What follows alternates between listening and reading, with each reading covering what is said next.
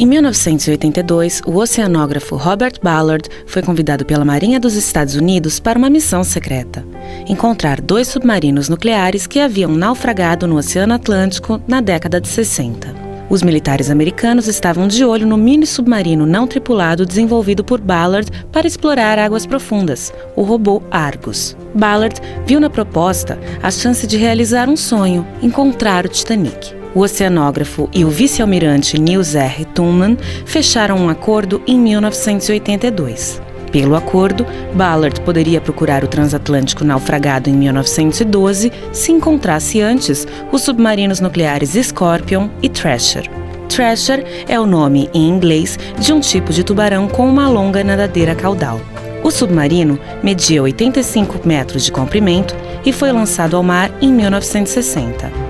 Afundou em 10 de abril de 1963, matando os 129 homens da tripulação. O submarino afundou enquanto realizava manobras com o barco de resgate USS Skylark. Segundo as evidências, a tubulação de água salgada do Thrasher arrebentou e provocou uma inundação e um curto-circuito do sistema elétrico quando o submarino buscava sua profundidade limite. O acidente causou um apagão automático do reator nuclear. Sem propulsão e incapaz de conseguir potência suficiente para acender, a escuridão foi tomando conta da embarcação. Em algum momento entre os 400 e os 600 metros de profundidade, o submarino foi esmagado pela pressão. Os operadores do Skylark ouviram o som espantoso dos compartimentos do submarino se rompendo. Em julho de 1984, Ballard submergiu seu robô Argus até o Thrasher, a 2,5 km de profundidade no fundo do mar. O que encontrou, segundo o próprio pesquisador descreveu ao canal National Geographic, foi um cenário de destruição total, como se alguém tivesse pegado um brinquedo e jogado em uma máquina trituradora. Os destroços estavam espalhados por uma extensão de 2 quilômetros. Ballard encontrou o reator e constatou que não havia vazamento radioativo. O submarino Scorpion foi lançado ao mar em 1959 e afundou em 22 de maio de 1968, a 740 quilômetros a sudoeste das Ilhas Açores, levando consigo 99 homens. A 3.350 metros de profundidade, a busca foi mais desafiadora do que a do Thrasher, porque o Scorpion desapareceu sem testemunhas. O submarino levava armamento nuclear e estava envolvido em operações militares nunca esclarecidas pelo governo dos Estados Unidos. Especulava-se que ele havia sido atacado por um torpedo soviético, em represália ao abatimento do submarino russo K-129.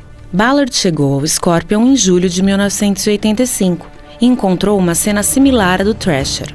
O Scorpion estava partido em 2 pedaços, mas não foram encontradas evidências de um ataque de torpedo. Mais uma vez, tudo indica que o Scorpion, assim como o Thrasher, sofrera uma implosão ao descer abaixo de seu limite de profundidade. Ninguém sabe ao certo o que causou o afundamento do submarino. Ballard localizou o reator do Scorpion, que, segundo ele, também não representava perigo, e afirmou que os torpedos nucleares estavam em um lugar seguro no interior do submarino. Após cumprir a parte do acordo que interessava a Marinha, Ballard partiu à procura do Titanic, ainda em 1985. O RMS Titanic foi um navio transatlântico da classe Olympic, operado pela White Star Line e construído nos estaleiros da Harland & Wolff, em Belfast, na Irlanda do Norte. No Titanic, foram utilizadas algumas das mais avançadas tecnologias disponíveis na época. Um folheto publicitário de 1910 da White Star Line dizia que o navio fora concebido para ser inafundável. No dia 12 de abril de 1912, o Titanic partiu de Southampton, na Inglaterra, com destino a Nova York. Havia 2.223 pessoas a bordo. O Titanic viajava quase todo o tempo à sua velocidade máxima, em uma tentativa de quebrar em um dia o recorde de travessia do Atlântico.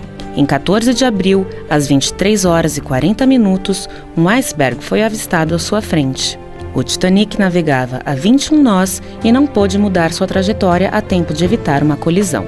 Após 2 horas sendo invadida pelas águas do oceano, a proa começa a afundar. O navio inclina-se. A chaminé número 1 não resiste e quebra, abrindo mais um ponto para a entrada de água.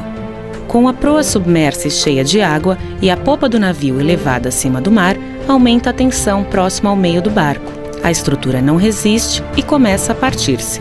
A popa vira, jogando as pessoas em direção à lateral do navio.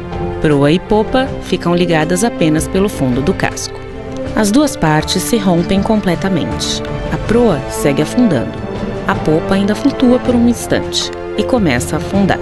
Cerca de 3 horas após o choque com o iceberg, o transatlântico inafundável desaparecia no mar para voltar a ser visto novamente 73 anos depois. O mais famoso naufrágio do mundo deixou 1.517 mortos. Somente 706 pessoas sobreviveram à tragédia. Ballard afirma que nunca teria encontrado o transatlântico se não fosse pelo que aprendeu nas operações de busca dos 2 submarinos nucleares. Depois de cumprir sua parte no pacto com a Marinha Americana, ele tinha apenas 2 semanas para dedicar-se à sua obsessão. Era uma missão quase impossível, dado o tamanho da área a explorar. Ballard refletiu. E se o Titanic tivesse se esmigalhado em partes como aconteceu com os 2 submarinos, e seus restos também tivessem sido espalhados pela correnteza em uma faixa extensa? Ele começou a procurar não pelo barco, mas sim pelo seu rastro, o que permitiu abarcar áreas muito maiores de busca do que a do simples casco, percorrendo linhas separadas entre si por 1,5 quilômetros, e acabou achando seu tesouro em 1º de setembro de 1985.